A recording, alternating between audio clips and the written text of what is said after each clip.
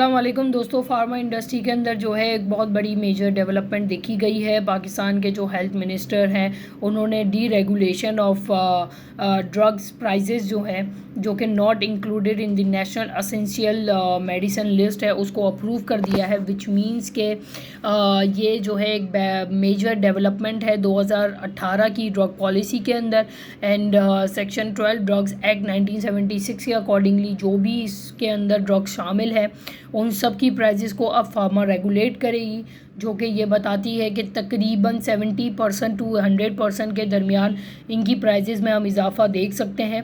पहले जो है वो ये प्राइजेस जो है वो इंक्रीज़ हुआ करती थी CPI के अकॉर्डिंगली, जिसको हम मज़ीद जो है वो फर्दर डिस्कस करेंगे। लेकिन उससे पहले कितने टाइप के ड्रग्स हैं हमारे पास? दो टाइप होती हैं, एक होती है असेंशियल, एक होती है non essential drugs. Essential drugs यानी कि वो ड्रग्स होती हैं जो रेगुलेटरी के अंदर आती हैं, जिसको हम कह सकते हैं आपकी लाइक डायबिटीज़ की गोलियां हो गई, पैरासीटामॉल हो गई, इन सब की जो वो हो गई ना मेडिसिन्स, वो असेंशियल आइटम्स है। उनकी प्राइजेस की बात नहीं की जा रही, बल्कि नॉन असेंशियल आइटम्स यानी कि आपके पास जो ये मैंने आपके पास कैल्शियम वाइटामिन्स और ये और टमाडोल और बहुत सारी जो ऐसी दवाइयाँ हैं जो कि नॉन असेंशियल में आती हैं, उनको जो है वो डी रेगुलेट किया गया है।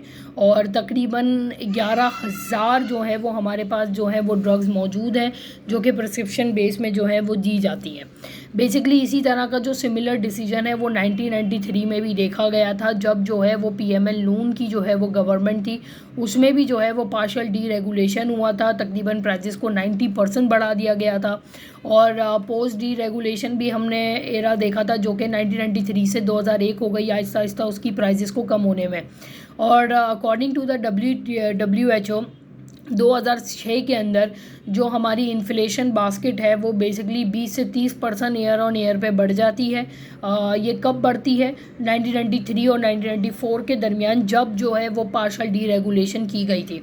और इसका इम्पैक्ट क्या हुआ था कि शॉर्टेज हो गई थी असेंशियल मेडिसिन की, क्योंकि इंडस्ट्री को लॉस हो रहा था इकोनॉमिक इंसेंटिव्स पे, इकोनॉमिक गेन नहीं कर पा रही थी।